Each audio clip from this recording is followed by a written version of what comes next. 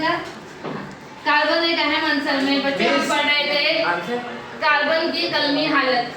Carbon की कलमी हालत में दो है, एक है हीरा और एक क्या है? ग्रेफाइट। हीरा हम पढ़ चुके बच्चों।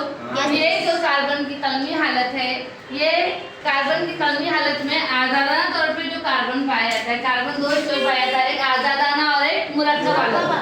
तो आज़ादाना हालत में, कलमी हालत में वो होता है हीरा और होता है ग्रेफाइट।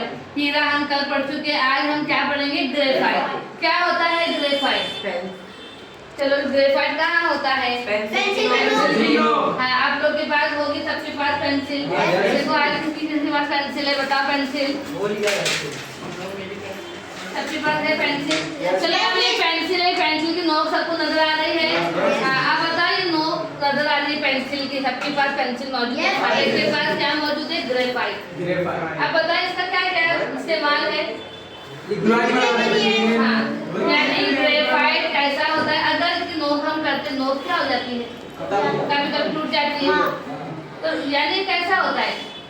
ये ग्रेफाइट नरम होता है, मुलायम होता है।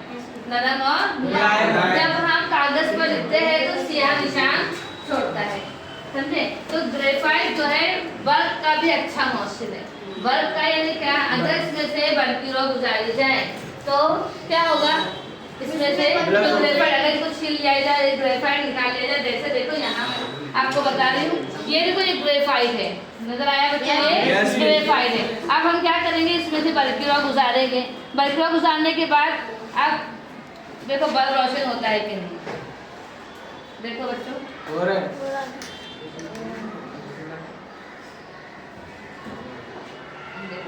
यानी ग्रेफाइट कैसा है?